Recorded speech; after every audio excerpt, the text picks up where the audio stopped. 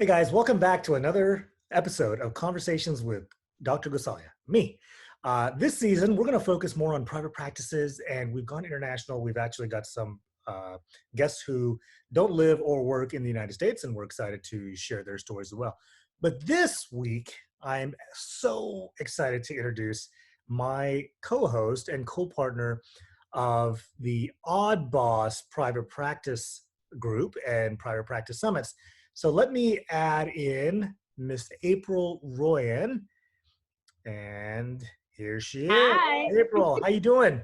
Hi, good. It's snowing. I was like, I can't believe it because it's what, April 16th and now it's snowing. It's, Snowing! it's What have I snowing there, done? and it's sunny and 75 degrees here You in Vermont. guys. So I got a T-shirt on. In fact, I've got a very special T-shirt. Woo! Oh my God, how embarrassing! We're both wearing the same. So weird. Oh my God, how did that I happen? know.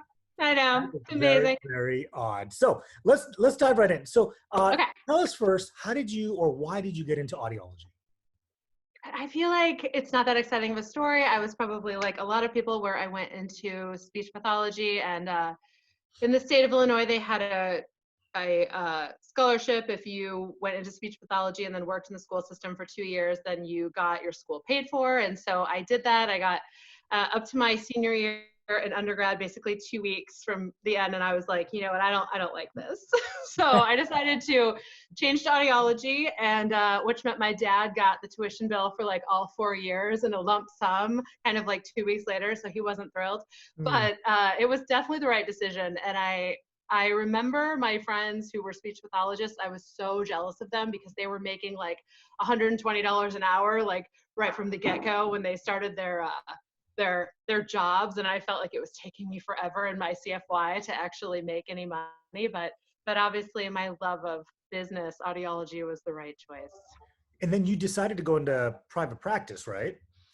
Yeah, so I worked at an ENT office for like about 5 years, and then went and worked for Sonic Innovations, and did that throughout 13 states, and Puerto Rico was what I covered, and that was super fun. I loved that, and I learned a ton about.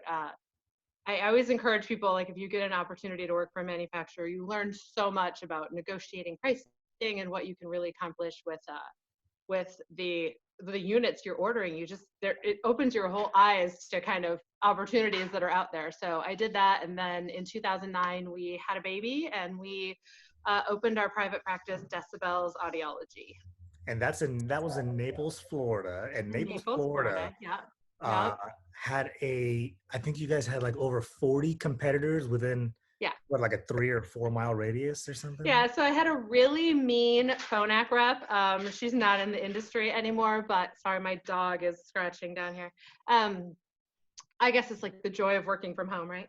So we had a really mean phonak rep, and she came in the first time and said, I don't know who you think you are. You know, you're never going to make it. You've got 42 competitors within 7 miles. Wow. This is the third most competitive place to sell hearing aids in the country. And I hope you enjoy your first year here, because I won't see you the second time I come through here. Oh, nice Wow. mug.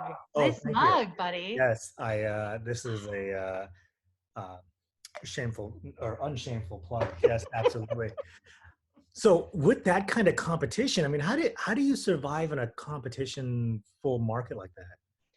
So I had a I think was a benefit of, I'd been a rep in that area, so I kind of knew what I was up against, and I knew that a lot of the people in the industry were not really focusing on service. Like, I knew that it was, come in. So I should also say, of those 42 competitors, 41 did not charge for hearing tests.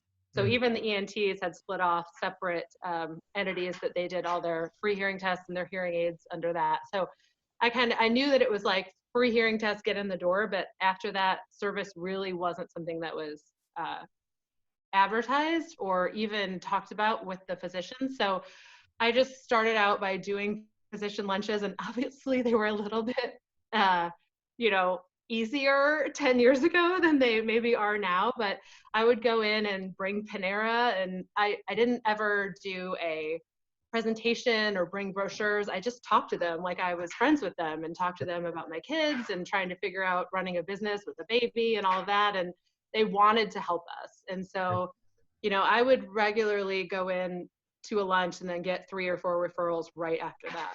And so that's kind of how we started, just physician referral. And that was 75% our business, for most of the time that our private practice was open. That was the majority of where those referrals came from. And you're hitting points that I'm going to be talking about at AudBoss 2020 in Denver, Colorado. If you haven't signed up yet, you should sign up. Link is right down here at the bottom. The thing that you're talking about is physician relationships, and those physician relationships are crucial to success to any business. But you decided after a few short years to sell. Now you went from going from nothing to 3 large practices, and then you sold it. So tell us, number one, how did you grow? And then number two, why did you sell? Yeah. So when the physician referrals started coming in, and it was just me and my husband, and then we ended up hiring this front desk guy who was still with us. His name was Andy Schaps. He's still there, but once we did that, I think a lot of people hold off on getting a front desk person, but that was really like the first step. I think it kind of, you don't really look very professional when you're also the person sitting at the front desk. So within that first year, we kind of got our act together and got him on board. And then my husband was doing a lot of the website stuff, and I was obviously seeing patients. And so I remember saying at the end of that first year, we'll never break through 25 units a month. It seemed like we would just never get there.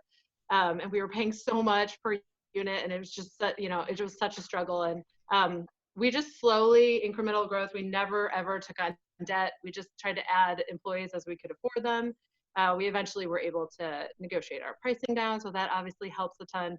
And then the more the physicians got to know us, we really tried to make sure that we did a lot with them as far as getting their families hearing aids, getting people that worked for them hearing aids. And so the word just spread. And then eventually my gosh, this dog's crazy. Eventually we ended up with a dozen employees, and most of those were audiologists and audiology assistants, and then our awesome front desk people too. So awesome. And then you decided to sell. So why did you decide to sell that humongous successful business? Yeah, I guess I skipped over there was a time probably about 4 years before we sold where we really decided, I guess it was almost 5 years, where we really decided I didn't want to be, the name. I didn't want it to say April Royan's hearing aids, on the door, because everyone that came in was like, if they didn't get what they wanted or they weren't 100% happy, they all wanted to see me. And as we spread out to 3 locations, it's just not possible. So we really made it about the practice and featured the people that worked there. Mm-hmm. At one point I tell people that I was sitting at the front desk and someone came in and I was like, I can help you with that. And they're like, oh, I don't want you. I want someone that can actually do something. Oh. They didn't even know that I was the owner at the point that we had sold. And so we really worked on, over those 5 years, delegating, having a process and protocol for everything so that no matter who that patient saw, it would be done right. And we kind of phased ourselves out as visually the people who kept it running. And then at our 10-year mark, we called this really smart guy. I don't know if you know him, Dr. Gosalia. Have you heard of him? Never heard of him. No.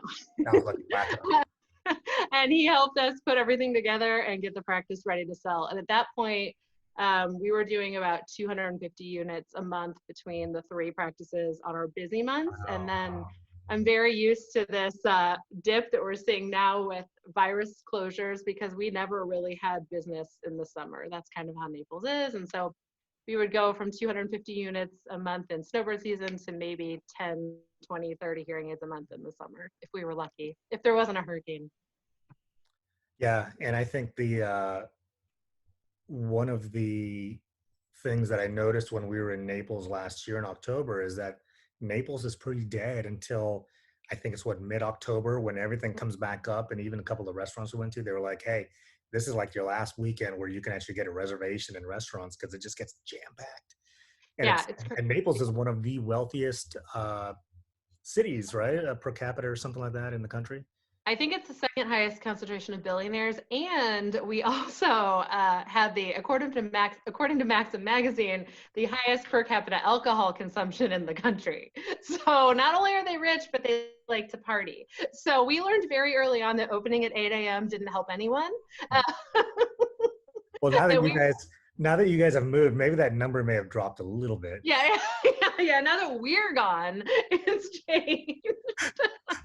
So let's talk about that. So after you guys sold your practice, you guys Mhm. moved to where? New York City, Hollywood, So Miami, we moved to Craftsbury, Vermont, Berry, which Vermont. yeah, which is a very small town. I think it's like 1,000 people, but there's no sign or anything to tell you how many people live.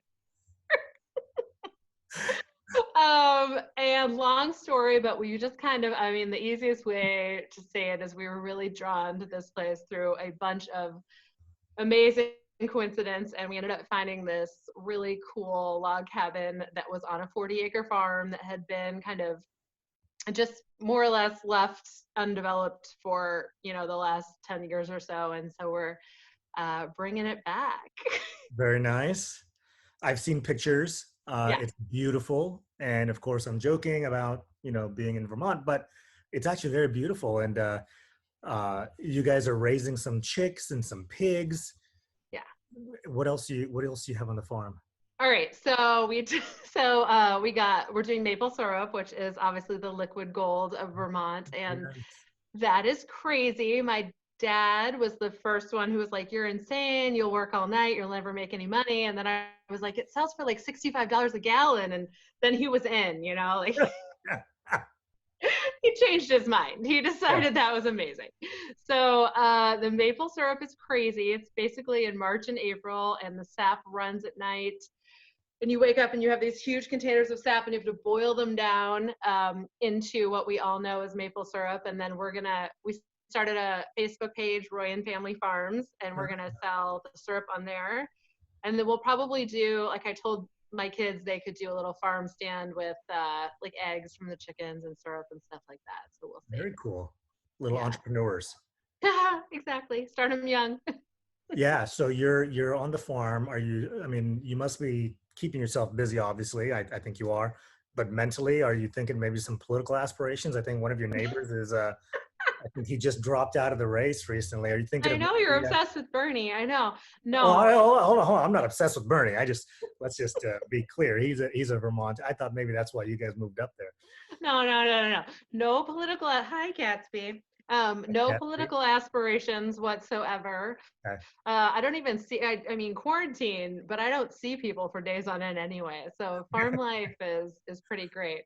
We walk the kids to school when there is school, and then we come back here and feed the animals and make syrup. That's pretty much life. That sounds pretty awesome. That sounds pretty awesome. So we have a conference coming up this fall. Can you tell our audience a little bit about Odd Boss? What is Odd Boss and what is the Okay. conference all about? Are those pajama pants? Yeah, I was just gonna say, oh my god, pajamas. Quarantine edition. Yes. Went to put jeans on and I thought, why? What are people trying to prove with the jeans in quarantine? Absolutely. Okay, That they still fit. yeah, Yeah. exactly. I am so super pumped about this year's Odd Boss. So last year's Odd Boss was in Naples, and obviously it was my hometown. Oh my God, there's the mug again. It looks amazing. Uh, Obviously, when we lived in Naples, it was great to have it there. What's been super exciting about going to a bigger town like Denver is the opportunity to do some really cool stuff. Not only, I mean, the hotel is amazing, so I'm super pumped about that. But as I think we've already talked about, the Thursday night party, we've rented out the Denver Zoo. So it's going to be amazing. And we have like a Zoom theme, see? Zoom. Zoom Yes. Yes. themed dinner and drinks, and it's going to be awesome. So the Odd Bosses will have the run of the zoo, and it should be pretty great. There's going to be a show, an animal show. I don't know. Should I say anything about that? I'd leave it Maybe as we'll just leave it as a surprise. There you go. It's going to dress up as a giraffe and jump around. And we have a bunch of um, sponsors who are coming. the what? We have a bunch of sponsors who are there. Yeah, we have a bunch of awesome sponsors that are coming. I'm really excited for the sponsors to get to interact with all the attendees. I think there's going to be some really cool, not only a lot of time to talk to people, but some really cool opportunities just to like bond and get to know, representatives from those companies better. Cause I always feel like that's some of the best Yeah, way, not only to drop your cost of goods, but to really be able to bring things into your practice that you don't already have. absolutely. So what would you like to say? I mean, we have, of course, a lot of people are going to be watching this because you're on. What are some of the, kind of to summarize, what do you recommend to, or any words of wisdom to some of our owners or practitioners who are watching? Yeah, I think I mean the biggest thing for me, but I just don't know if it's true for everyone, is I think I always started with the end in mind, and that probably started from working at a manufacturer. But I knew I didn't want to do this until I was 90 years old. Mhm. I knew I wanted to build a really successful practice that felt good. I mean, it had an amazing vibe when you were in there, and our team still is an amazing group. But it also looked good on paper, and that's kind of something that I had learned over the years, that just because your practice feels like it's running really well, it doesn't mean that it'll look great on paper to somebody else. So that was something that I think we made a really strong effort, especially in those last 5 years of owning it, was to make sure that it looked like a real business that ran well on paper too. And that's where we kind of transitioned us out of the day to day. And when we sold, I would say the average patient probably doesn't even know the difference. If anything, they've got more resources now and even more leadership. And I think the team is still really happy. So, and now we're on a farm. That is amazing. So corporate culture is important, and taking care of your patients. That's awesome. April, thank you so much for being a guest on Conversations with Dr. Gosalia. Thank you. You are our quarantine season 3 headliner, so appreciate it. And we look forward to seeing everybody at the Odd Boss 2020 conference in Denver, Colorado.